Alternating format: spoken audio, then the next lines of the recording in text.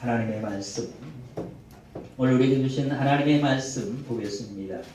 창세기 24장 1절로 12절의 말씀입니다.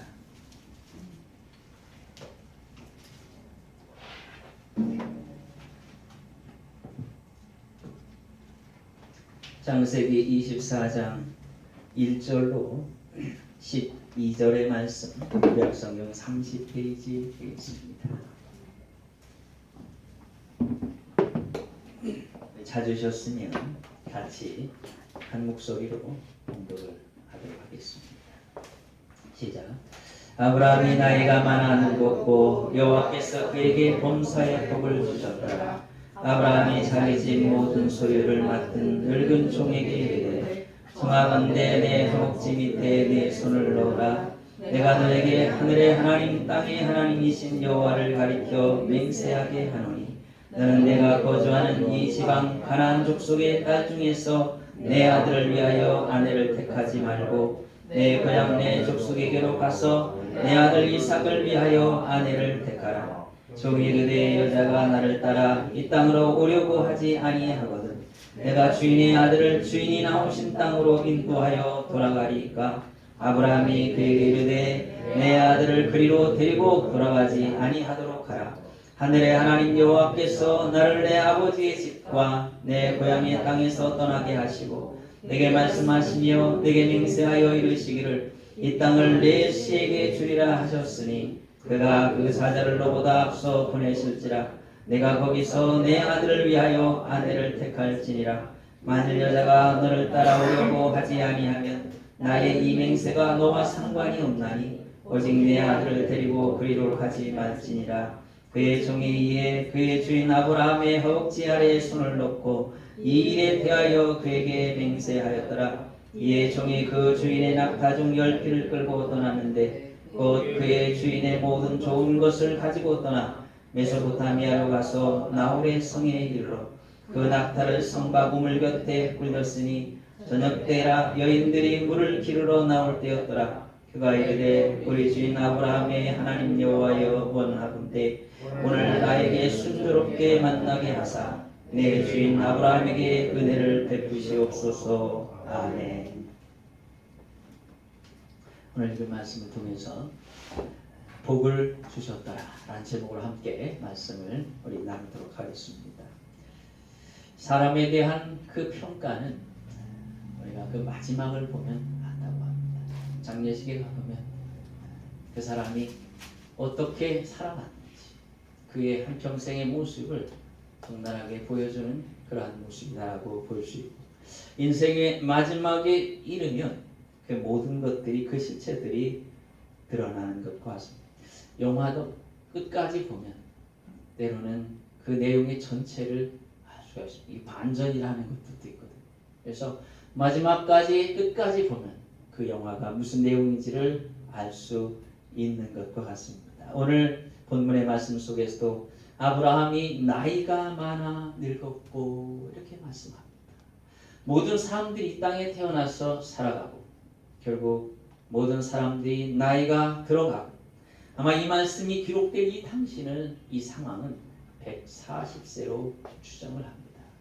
그리고 그 아내인 사라가 이 땅을 떠난 지 3년이 지난, 어찌 보면 대단히 초라해 보일 수 있고 대단히 정말 슬퍼 보일 수 있고 정말 때로 보면 불쌍해 보일 수 있는 그러한 때라고 볼 수 있습니다. 인생의 어찌 보면 마지막에 거의 이르렀고 그 아내도 사랑하는 한평생의 반려자도 떠난 그 상황 속에서 이 초라해 보일 것 같은 이 아브라함, 이 노인, 그런데 오늘 결코 그가 불쌍하지도 초라하지도 않았다 이렇게 말씀하고 있죠. 그것은 바로 하나님께서 아브라함에게 복을 주셨기 때문이라 라고 말씀하고 있습니다. 하나님의 복을 받는 사람, 아브라함의 그 위대한 특징을 본다면 그가 가는 곳마다 하나님께서 복을 허락하셨습니다. 그리고 그 사람 때문에 다른 사람도 복을 받는 사람이 되었습니다. 정말 복된 사람은 누군가? 내가 거하는 곳에 나 때문에 다른 사람들이 더 나아지는 겁니다. 더 복을 받고 더 행복해지고 더 풍요로워질 수 있는 바로 그 사람이 복된 사람이죠. 아브라함이 바로 그러했다. 지금 140세에 이르러서도 그는 결코 초라하지 않았습니다. 결코 불쌍하지 않았다는 거죠. 그는 하나님의 복을 여전히 받고 있었던 사람이었다. 이렇게 말씀해 주고 있는 것을 보게 됩니다. 자, 오늘 우리가 1절의 말씀을 보니까 아브라함이 나이 많아 늙었고 여호와께서 그에게 범사에 복을 주셨더라. 이렇게 표현하고 있습니다. 그 모든 일들에 하나님께서 복을 주셨는데 아브라함이 왜 어떻게 그렇게 복된 사람이 될 수 있었을까요? 우리가 공식이라는 것이 있잖아요. 그냥 구구단도 그냥 그 정해져 있습니다. 7, 7은 49, 5, 6, 30 이렇게 정해져 있어요. 이것을 하나의 공식이라고 표현합니다. 성경의 말씀은 우리에게 마치 무엇과 같은가? 공식과 같은 것이죠. 공식을 앞에 놓고 갈등하지 않습니다. 공식은 뭐라고 만든 것인가 하면 그냥 적용하라고 만든 것입니다. 이것을 적용하면 그대로 답이 나온다는 것입니다. 7 곱하기 7는 40. 이것이 공식이라고 하는 것이죠. 하나님의 말씀을 우리가 대하면서 하나님의 말씀을 공식과 같이 대해야 돼요. 하나님의 말씀이 내 앞에 있었을 때에 그 말씀 앞에 우왕좌왕할 것이 아니라 이 말씀은 바로 내 삶에 적용하는 공식이라는 것입니다. 공식을 적용하면 되는 것이지 그 앞에서 갈등할 한 이유가 없는 것입니다. 왜냐하면 공식이라고 하는 것은 많은 사람들이 삶을 통해서 입증한 것이잖아요. 내가 굳이 입증하지 않아도 되는 것이라고. 내가 굳이 그것을 입증해 보려고 그것을 굳이 다 따져보지 않아도 그것을 적용하는 순간 수많은 사람들이 그러했듯이 나도 동일한 답을 얻게 될 것이다. 오늘 우리가 하나님의 말씀을 볼 때 그러한데 제가 왜 이런 얘기를 하는가 하면 오늘 여기 복을 주셨다라는 이 복 주셨다라는 이 의미를 좀 보려고 합니다. 한글 성경은 원래 복을 주셨다 이렇게 표현됩니다.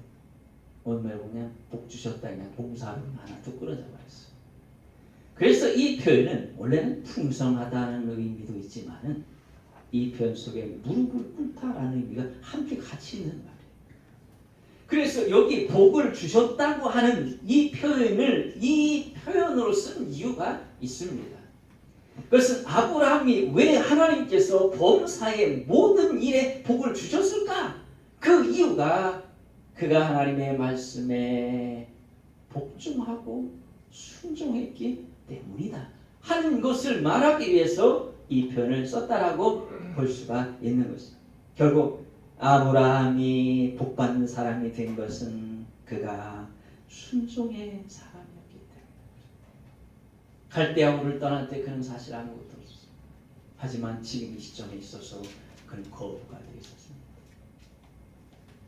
이제 우리가 읽은 것과 같이 이 종이 그 이삭의 아내를 얻으러 가러 출발할 때 낙타가 10마리. 한 종이 출발하는데 말이죠. 낙타가 10마리가 등장돼요. 거기에 좋은 것들을 실었다라고 표현하고 있어요.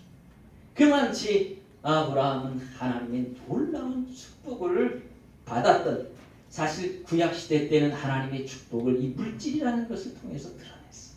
왜냐하면 당시의 사람들의 그 수준들이 그것을 영적으로 이해하기에는 대단히 미숙한 상태에 있었기 때문에 하나님의 말씀에 순종하는 자에게 복이 있습니다. 그 복이 무엇을 통해서 나타나는가? 물질을 통해서 드러났던 거죠.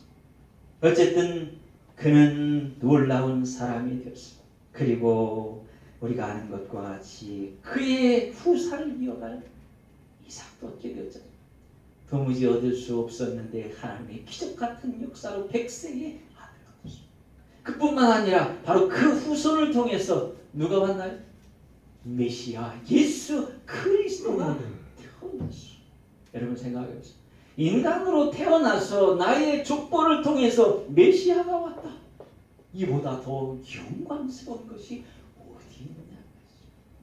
결국 이렇게 하신 것은 믿음을 따라 순종하는 그것이 얼마나 가치 있고 복되다고 하는 하나의 샘플로 제시된 사람이 누구냐? 바로 아브라함이었다 하는 것입니다. 아브라함은 바로 그 사람이었다는 것입니다. 한평생 그를 추려서 요약해서 말한다면 그는 하나님의 명령에 순종하는 그러한 사람이었다. 이렇게 볼 수 있겠죠. 그러므로 하나님의 말씀에 순종하면서 지금까지 걸어왔던 아브라함, 바로 그에게 하나님의 놀라운 은혜가 입혀지고 있는 것입니다. 그러면 이 순종이라는 것이 왜 그렇게 중요한 것인가 하는 것입니다. 여러분, 순종이라고 하는 것은 하나님의 말씀에 순종하는 것은 하나님을 하나님으로 인정하는 대단히 중요한 행위라고 하는 것입니다.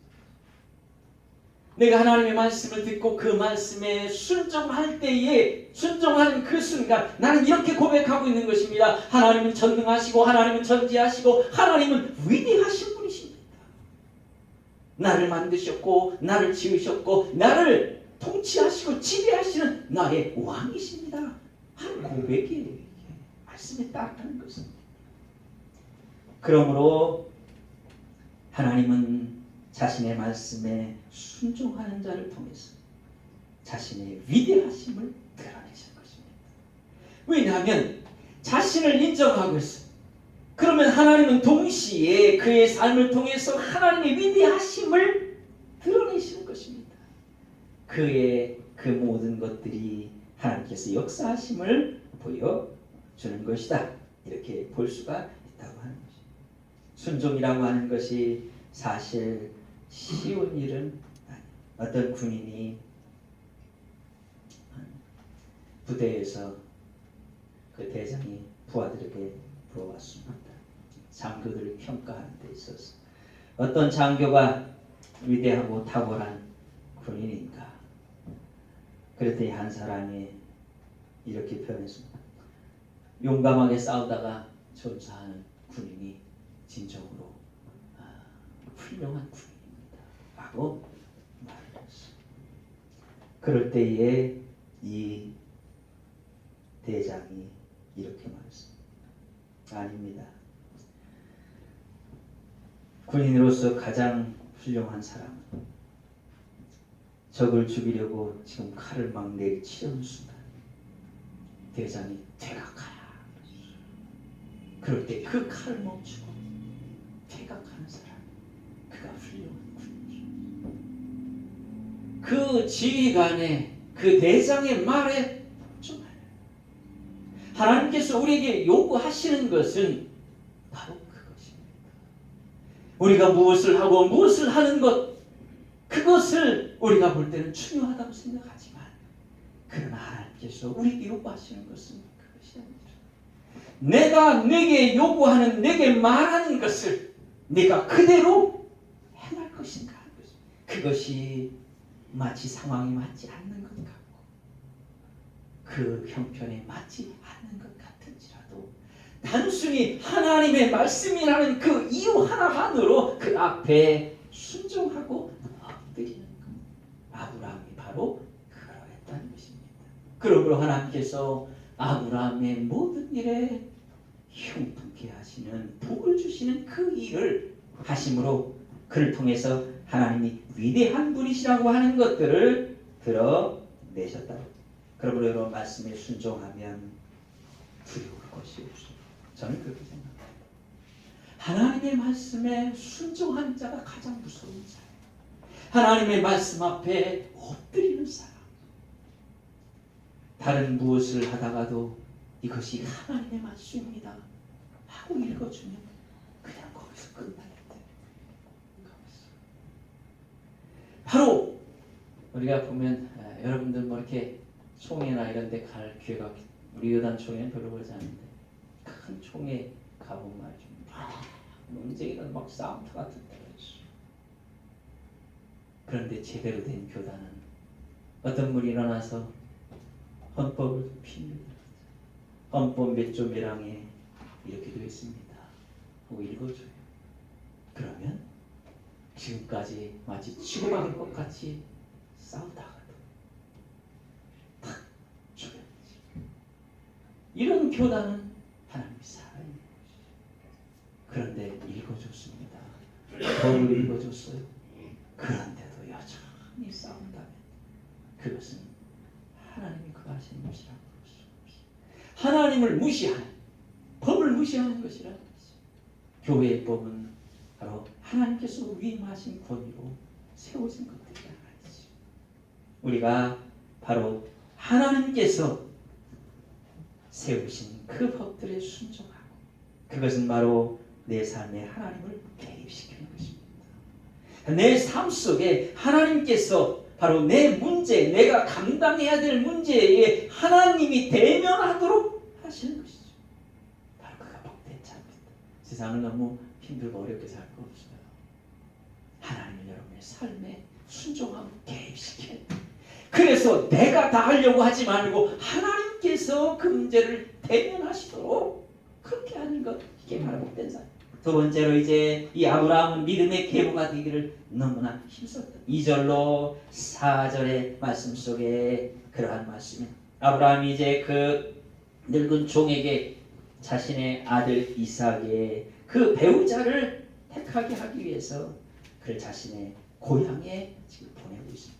청하건대 내 허벅지 밑에 내 손을 넣으라 라고 말하면서 너는 이곳 이 가나안 땅 중에서 내 아들을 위하여 아내를 택하지 말고 내 고향에 가서 그곳에서 내 아들 이삭을 위해서 아내를 택하라, 이렇게 하면서 바로 자신의 허벅지 밑에 손을 넣고 맹세하기.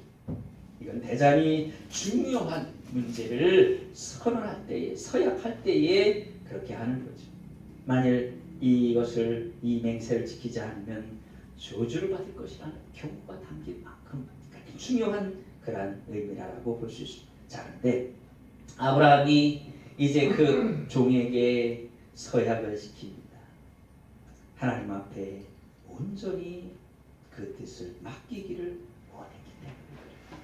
왜 아브라함은 이 종에게 그렇게 서약을 시켰습니까? 하나님 앞에서 하나님께서 온 우주의 창조자시고 절대자라는 것을 이 아브라함은 믿었어요. 그래서 이 자신의 아들의 혼사이지만 이것을 하나님이 주관하셔야 된다고 생각했어요. 그래서 바로 그에게 그렇게 명한 것입니다. 그리고 나서 표현한 것이 너는 이 가나안 딸들 중에서 하지 말고 바로 내 고향에 가서 바로 그 아내를 택하라라고 표현합니다. 여기 택하지 말고라는 이 표현은 절대로 취해서는 여기서 나면 안 된다는 거죠. 반드시 너는 네 고향에, 내 고향에 가서 그곳에서 내 며느리를 얻어 오너라, 이렇게. 이것은 두 가지입니다. 한 가지는 혈통을, 순수한 혈통을 유지하려는 그러한 의미가 있다는 것이고, 두 번째로는 그래도 지금 이 가나안보다 자신의 고향 지역에 있는 그 사람들이, 그리고 자신의 친족들이 덜 타락했다라고 생각했기 때문에 바로 자신의 며느리를 얻는 데 있어서 그렇게 한 것이다 라고 볼 수가 있는 것입니다. 왜냐하면 잘못된 것들이 들어왔을 때에 다 망가져버리기 때문에. 여러분, 우리의 가정들을 지켜야 합니다. 어떻게 지킬 것인가? 1차적으로 믿음의 사람들이 들어올 수 있도록 지켜야 돼요.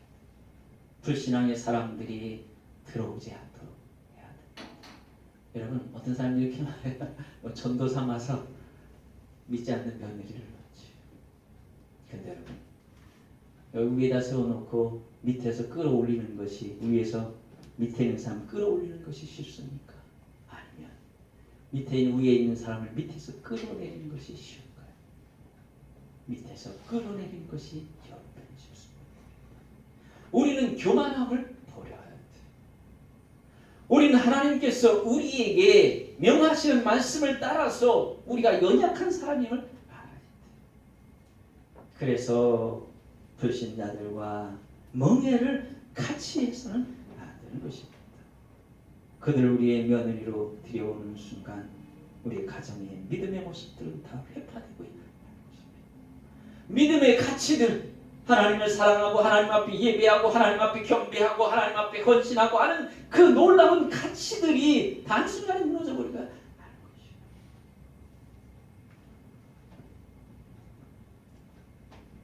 깨끗게 하는 것은 어렵지만 더럽히는 것은, 망가지는 것은 한순간입니다. 우리 가정들을, 그래서 우리 자녀들한테도 가르쳐야 돼. 너는 믿음의 배필로 너는 우리의 가정이 하나님의 사람들로 채워야 한다. 여러분, 며느리가 누구입니까? 얼마 지나면 시어머니가 될 사람이죠. 우리 가정의 가장 중요한 주인이 될 사람이라는 거지. 전에도 얘기했잖아요. 로마 제국이 기독교화된 이유가 그리스도의 며느리를 얻었기 때문이죠. 한 세대가 지나고 그 다음 세대가 지나가면서 그 로마가 그 고관들이 기독교화되어버린 거죠. 반대로 하나님으로부터 멀어진 사람들을 드리는 순간 다 부러지기 때문에 그래요. 그러면서 이제 아브라함은 5절과 7절에서 하나님께서 앞서 준비하시는 그러한 분이시라고 하는 것을 말씀하고 있는 것을 보게 됩니다. 아브라함이 이제 내 아들을 그리로 데리고 들어가지 아니하도록 하라고 변합니다. 종이 이렇게 말했어요. 주인이여, 가서 내가 그 여인 보고 오자고 하는데 그 여인이 안다고 하면 되지 않을까. 그러면 내가 당신의 아들 이삭을 데리고 다시 이 가나안으로 다시 와야 됩니까? 라고 말했어요. 그럴 때에 그렇게 하면 안 된다는 것입니다. 그곳은, 그 고향은 이미 아브라함이 떠난 곳이라 라고 변함없어. 나는 그곳을 떠나온 것이라. 분리된 것입니다. 하나님께서 그를 분리시키셨어요. 그러므로 다시 돌아가서는 안 된다는 것입니다. 사실 아브라함은 그 후에 돌아가지 않았어요. 히브리서에 보면 돌아갈 기회가 있었지만, 그러나 내가 본향을 바라보았기 때문에 돌아가지 않았다라는 말씀이 나오는 것이죠. 아브라함은 돌아가지 않았던 것입니다.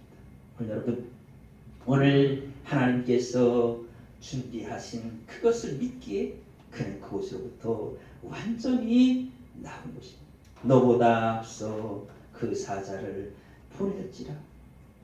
앞서 보낸다는 이 표현은요, 바로 앞에 있는 것과 같이 하나님께서 여호와의 사자로 하여금 너의 배우자를, 네 며느리를 고르는 일을 주관하게 하실 것이라 라는 말씀입니다. 혼사 문제에 있어서도 다윗, 이 아브라함 믿었어. 하나님께서 조그만 내 일에까지 세심하게 신경 쓰실 것이라는 것을. 우리의 근심은 어디서 오느냐? 하나님은 너무나 통이 큰 분이셔서 엄청난 큰 일들 위에만 관심이 있으시고 역사할 것이라는 생각들입니다. 그런데 나 같은 것, 조그마한 것이 고민하는 것, 나 같은 초라한 사람이 가진 이 문제에 개입하실 것.